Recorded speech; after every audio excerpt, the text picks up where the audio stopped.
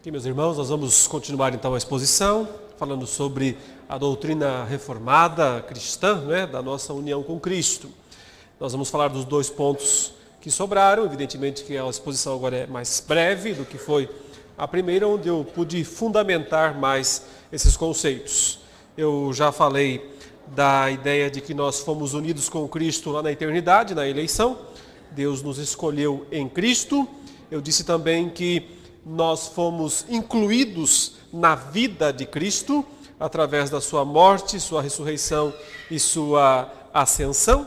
E agora nós vamos para essa segunda parte, onde Cristo é que é posto em nós, por assim dizer. Então, aquela outra ideia que se soma, se sobrepõe, e nós passamos então, ao mesmo tempo, a estar em Cristo, Cristo estar em nós. Na verdade, são coisas não estanques, são coisas que se sobrepõem, são conceitos que se interrelacionam o tempo todo. Então, um dos aspectos agora a ser tratado é que nós desfrutamos da união com Cristo em todo o processo da nossa salvação. Na teologia, especialmente na reformada, os teólogos dizem que há vários momentos que compõem a salvação. Eles chamam isso de ordem da salvação, os seminaristas conhecem muito bem, a Ordo Salutis, a ordem da salvação, que são aqueles eventos como a regeneração, a conversão, a santificação, a justificação, a adoção, a glorificação, que na verdade não são eventos estanques, não são eventos separados, compõem um grande todo, um grande bloco, um grande todo. Por isso que se diz que a salvação é um processo, mas é um processo unitário. Não é possível alguém experimentar partes dela sem as outras. Então, ninguém que vai ser regenerado não será glorificado. Não tem como quebrar isso. O apóstolo Paulo descreve a ordem da salvação como uma corrente inquebrável. Ele diz assim: aos que de antemão conheceu, a esses também predestinou, para serem conformes à imagem do seu Filho. Aos que predestinou, a esses também chamou. Aos que chamou, a esses também justificou. E aos que justificou, a esses também glorificou. E é interessante que ele use esses termos todos no passado, porque ele está falando em tese, ele está dizendo que perante Deus esse é um processo já realizado, já definitivo. Por quê? Porque Cristo já passou por todos estes processos, por todas essas etapas. Ele já viveu, nasceu, viveu, morreu, ressuscitou, subiu, já está na glória, já está glorificado, e nós desfrutamos nele destas atribuições que lhe são próprias. Por isso que elas já são dons nossos, já são patrimônio nosso, de maneira que não podemos perdê-las. Então, a salvação, embora seja composta de um processo, deve ser notado que é um processo unitário, é um processo fechado, é um todo que não se pode dividir, não se pode quebrar de maneira a separar essas argolas dessa grande corrente que é a ordem da salvação, ou a Ordo Salutis. Mas cada uma dessas argolas está ligada à pessoa de Jesus. Dependemos, portanto, dele para experimentarmos, então, aplicado à nossa vida, cada uma dessas etapas. É quando Cristo, de fato, se torna nosso, Calvino dizia: nós devemos entender que enquanto Jesus permanecer exterior a nós e estivermos separados dele, tudo o que ele sofreu e fez para a salvação da raça humana permanece inútil e sem qualquer valor para nós. De maneira que não adiantaria apenas haver uma ideia conceitual de união com Cristo se ela não se tornasse prática, aplicada à nossa vida. E então, por causa da aplicação do Espírito Santo em nós, nós experimentamos todas essas etapas desse grande processo unitário que é a salvação. Nós fomos, por exemplo, regenerados em Cristo. Regeneração é aquela primeira obra da graça. que Deus opera no pecador. Não é propriamente conversão. As pessoas às vezes confundem regeneração com conversão. Embora, em algum sentido, a Bíblia possa usar esses termos como sinônimos, mas, na verdade, eles defendem-se por etapas razoavelmente distintas. Regeneração, tecnicamente falando, é a primeira obra da graça que Deus opera no pecador morto. Ele está morto nos seus delitos e pecados. Ele não tem condições de ressuscitar por si mesmo. Sim, porque a nova vida depende de uma ressurreição espiritual. Mas que morto consegue se ressuscitar? Né? Dar uma ordem para si mesmo. Fulano morto, levanta-se. É impossível. É uma obra que tem que ser feita de fora para dentro. É o poder criador da palavra de Deus, que cria do nada. Como um dia ele disse, haja luz e houve luz. Ele não precisou de instrumentos para isso. Ele não precisou de material para isso. Ele simplesmente mandou. Ele simplesmente ordenou. E o poder da sua palavra criou a realidade. Então, é uma obra direta da graça de Deus, que não necessita de meios para ser operada. Deus diz, haja luz e houve luz. Deus diz, haja vida. E a vida surge. Aparece. Talvez a melhor analogia de regeneração que nós podemos dar, né, é o milagre da ressurreição de Lázaro.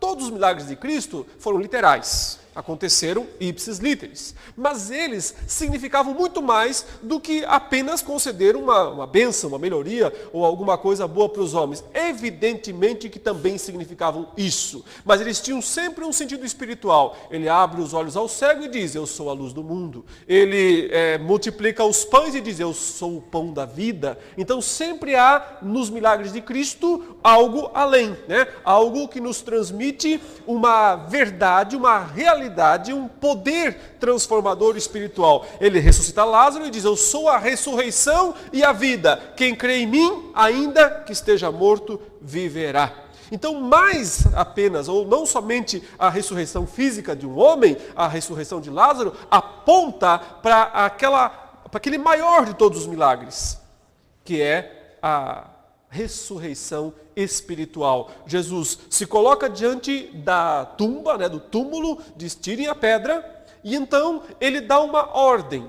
Ele diz, Lázaro, vem para fora. Isso não é estranho? Uma pessoa falando com um morto? Como é que ele pode falar com um morto? Esse morto não tem ouvidos para ouvir. Seus ouvidos estão mortos. Como é que ele pode falar para ele, Lázaro, vem para fora, se Lázaro não tem ouvidos? Então nós temos que entender que a sua ordem é o poder necessário para criar vida. Haja luz e houve luz. Lázaro, vem para fora. E o Lázaro levanta e sai da tumba. Então, o poder, a ordem, o imperativo de Deus é criador. Ele cria do nada. Traz à existência as coisas que não são, que não existem. A regeneração é a primeira obra da graça. O pecador não tem condições ainda de se arrepender e de crer. Mesmo que ele ouça o Evangelho centenas de vezes, ele não está apto para isso. Mas então Deus diz, haja luz. E pelo poder da sua palavra, ele cria no ser humano esse princípio da vida espiritual. E então esse homem está apto para ter ouvidos, para ouvir. Então ele ouvirá, então ele se arrependerá, então ele crerá. E esse arrependimento e fé, esses dois aspectos juntos, compõem conversão. Conversão é arrepender-se e crer. Mas só se arrepende e crê quem foi regenerado. Acontece que tanto um quanto o outro é resultado direto da nossa união com Cristo. Efésios 2, verso 4 disse, mas Deus, sendo rico em misericórdia, por causa do grande amor com que nos amou, e estando nós mortos em nossos delitos, nos deu vida juntamente com Cristo. Pela graça sois salvos. E juntamente com Ele nos ressuscitou, nos fez assentar, né, aos lugares celestiais, como já vimos na primeira parte dessa exposição. Mas o ponto aqui está na obra da regeneração. Implantou vida em nós, deu vida para nós. Nós estávamos mortos, só havia trevas em nosso íntimo. E então Deus disse, haja luz. Então Deus disse, fulano, saia da tumba. Fulano, deixe de estar morto e viva. É o poder criador direto, sem meios, da palavra de Deus, mas que depende de Cristo. E o ponto aqui é justamente ele. Nos deu vida juntamente com Cristo, não independentemente de Cristo. Ainda que seja um ato da soberania imediata de Deus, ou seja, sem meios, no entanto, não está desvinculada da obra de Cristo. Porque nós recebemos vida juntamente com Cristo. Porque Ele morreu, porque Ele ressuscitou. Então, regeneração que conduz, que desemboca de forma irresistível, daí o termo graça irresistível, né? Que desemboca eficazmente, ou então o termo vocação eficaz, na conversão, é uma obra da graça de Deus operada em união, na nossa união com Cristo. Por isso está ligado, evidentemente, à eleição. Aqueles que de antemão conheceu, a esses predestinou para serem conformes à imagem de seu Filho. Aos que predestinou, a esses chamou. Não há como quebrar esse vínculo. Se Ele predestina, Ele chama. Se Ele chama, Ele justifica. Se Ele justifica, Ele glorifica. Todas essas etapas dependem, fluem da união que Deus estabeleceu. Da nossa parte, ou da parte de Cristo, conosco. Regeneração, portanto, é uma obra em Cristo. Justificação, que é o resultado direto da conversão, pois que nós só podemos dizer que somos justificados depois da fé, não antes. Justificados, pois, mediante a fé, pela fé, temos paz com Deus por meio de nosso Senhor Jesus Cristo. Justificação, que é um resultado direto da fé, é uma obra que Deus opera em nós por meio de Jesus Cristo. Paulo fala aos Coríntios também, na segunda carta, capítulo 5, verso 21, que Jesus Cristo é aquele que não conheceu o pecado, evidentemente, mas que Ele o fez pecado por nós. Né? Ele se tornou pecador no sentido de que carregou as culpas dos nossos pecados, para que nele fôssemos feitos justiça de Deus. Nele nós somos feitos. Há uma produção, o poder criativo de Deus. Nós somos feitos justiça de Deus. Por isso, Bavinck diz, a justiça que nos justifica, portanto, não pode ser separada da pessoa de Cristo. É só porque eu recebo a pessoa de Cristo, porque ela é unida, eu sou unido à pessoa de Cristo de forma mística, sobrenatural, que a justiça dele passa a ser minha. Uma outra etapa, eu estou apenas colocando algumas, porque senão o nosso horário evidentemente iria muito longe, mas outra das etapas da Ordo Salutis, ou da ordem da salvação que acontece em Cristo, é a adoção. Já mencionamos, Efésios 1, verso 5, nos predestinou para Ele, para a adoção de filhos, por meio de Jesus Cristo. Por meio de. Então, porque Cristo é o Filho de Deus, Ele compartilha conosco seu status, sua filiação. Não é?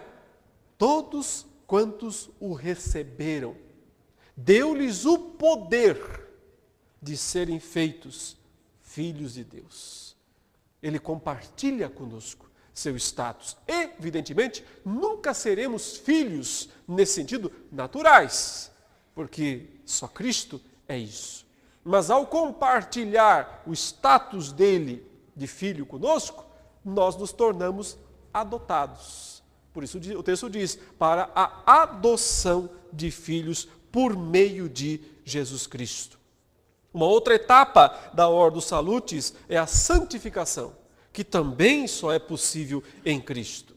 1 Coríntios capítulo 1, verso 30, Paulo fala, mas vós sois dele, em Cristo Jesus, o qual se tornou, se nos tornou, da parte de Deus, sabedoria e justiça e santificação e redenção.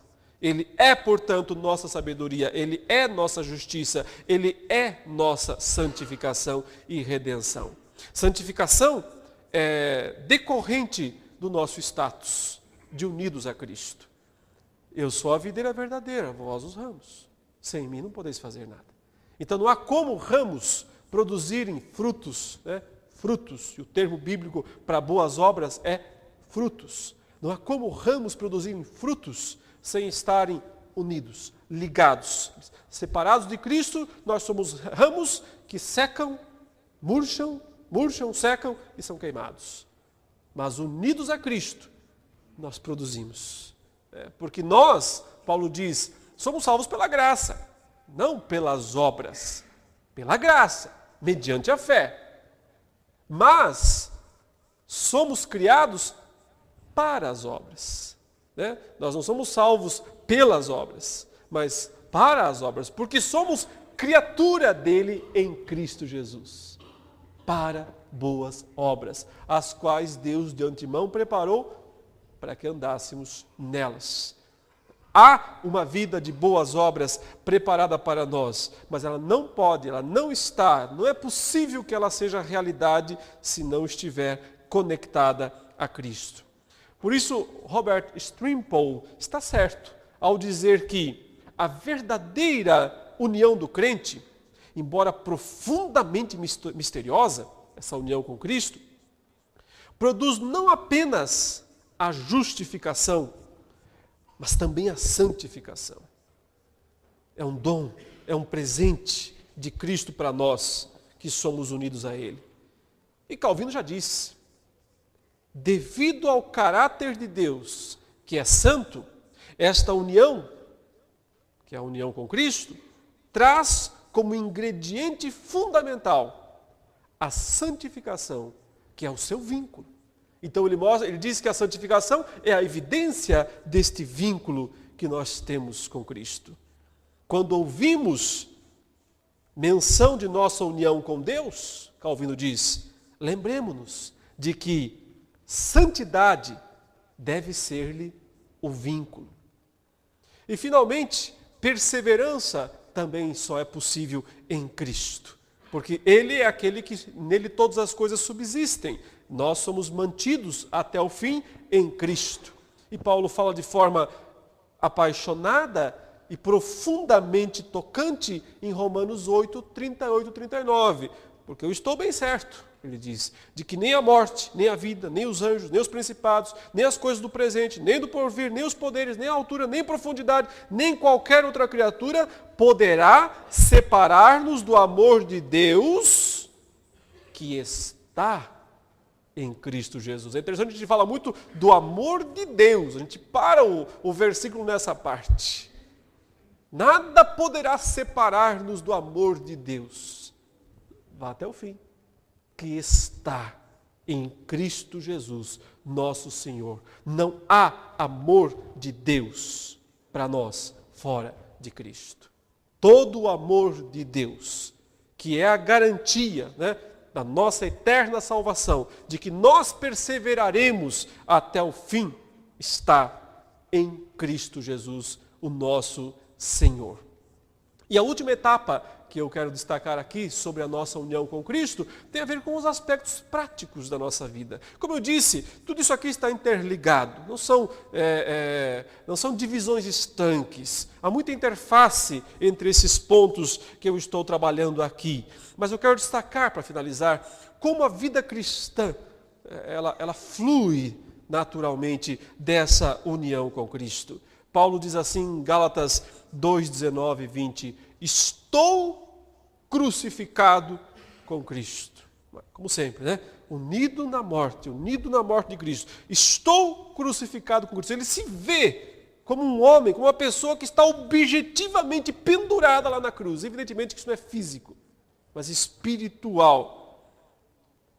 Logo, já não sou eu quem vive, porque eu estou morto. Não sou eu quem vive, mas Cristo vive em mim. Tanto é que eu estou nele, mas ele também está em mim. E esse viver que agora tenho na carne, vivo pela fé no Filho de Deus, que me amou e a si mesmo se entregou por mim. Isso aqui não é retórica, isso aqui é realidade. Isso não é apenas forense, representativo no tribunal de Deus. Isso é prático, é na vida cristã, é no dia a dia.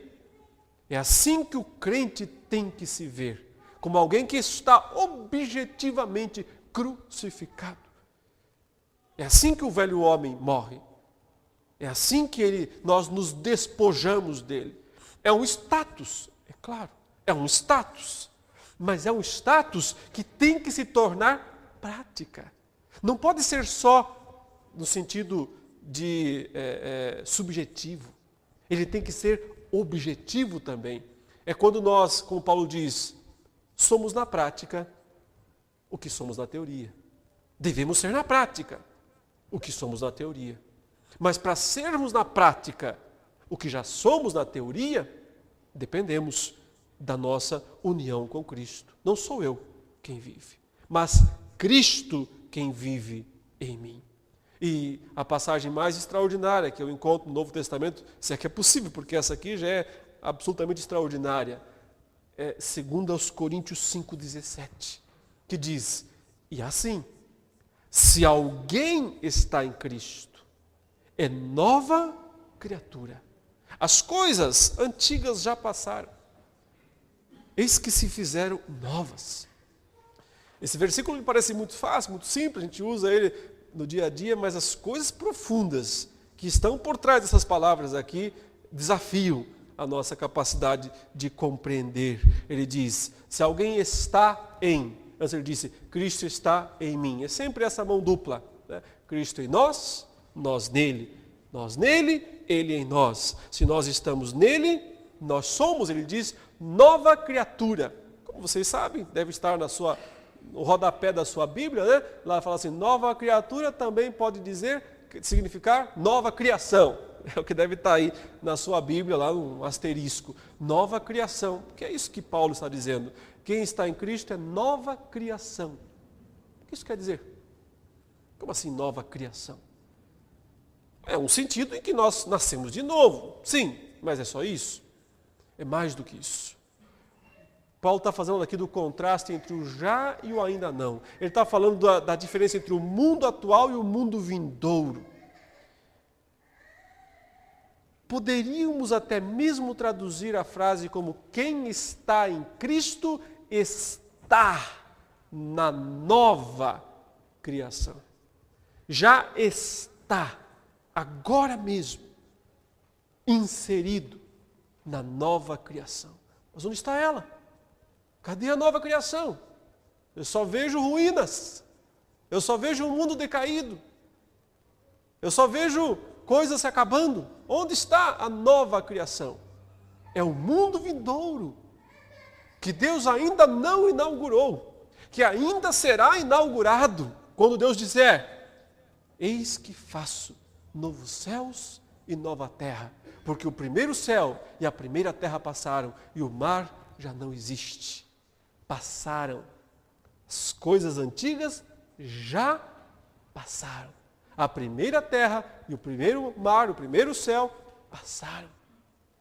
Tudo se fez novo. É isso que Paulo está dizendo aqui. Nós já somos, individualmente, como corpo também de Cristo, em Cristo, cidadãos do mundo vindouro.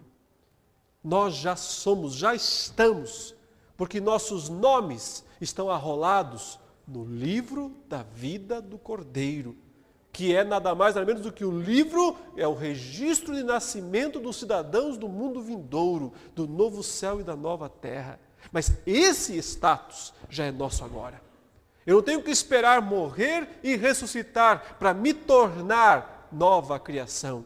Eu já experimento isso agora em Cristo, porque Ele já ressuscitou. E nós, unidos a Ele, desfrutamos no presente dos efeitos, das grandezas do mundo vindouro. Por isso ele fala, quem está em Cristo é nova criação. As coisas velhas, e literalmente ele fala, a velha ordem, é o sentido do grego, a velha ordem, o mundo velho, passou. Eis que o novo chegou. Eis que o novo está às portas. O meu ponto a destacar aqui é que cristãos verdadeiros, pela fé em Cristo e na união com Ele, já são agora mesmo aqui peregrinos e forasteiros. Por quê? Porque tem outra pátria. E essa pátria não é o céu apenas, que é um estado intermediário, mas o novo céu e a nova terra. Já somos cidadãos do futuro, vivendo ainda no presente. Ainda cercados por ruínas, morte, desespero, dor, sofrimento, covardia, corrupção, degeneração, depravação, tudo isso nos cerca. Mas nada disso pode nos afetar. Nada disso pode tirar de nós a certeza e a vitória, porque todas essas coisas são nossas em Cristo Jesus, o nosso Senhor. Por isso, meus irmãos, nós dissemos lá no início que cristianismo não é uma religião, mas é uma pessoa, uma única pessoa, Jesus Cristo. Para efeitos de salvação e de tudo mais que é aplicado em nós, é como se só Cristo existisse. Deus não olha para as nossas obras, olha para as obras de Cristo. Deus não olha para os nossos pecados, olha para a justiça de Cristo. Quando Deus nos olha, Ele vê Cristo. Todos nós agora fazemos parte, se somos crentes, desta pessoa maravilhosa. Jesus vive nos crentes. Ele é a vida dos crentes. Viver o cristianismo não é questão de apenas fazer o que Ele mandou ou deixar de fazer o que Ele disse que nós devíamos deixar de fazer. Mas é ter o Filho, é estar nele. Cristo é o maior tesouro. Nele estão escondidos todos os tesouros da sabedoria ou do conhecimento. Em unidade com Cristo, nós dispomos de uma nova carteira de identidade. Cidadãos do mundo vindouro. Cidadãos de Cristo. Por isso o cristianismo não é religião, mas é uma pessoa, Jesus Cristo. Você está nele, ele está em você, então você e eu somos bem-aventurados. Oremos? Graças, Senhor Deus e Pai, mais uma vez, por Cristo Jesus, nosso Salvador. Quão grande é o Senhor, quão maravilhoso é o nome de Jesus, quão precioso e santo é esse nome. Queremos louvá-lo e bendizê-lo por toda a nossa vida e por toda a eternidade. Em nome de Jesus. Amém.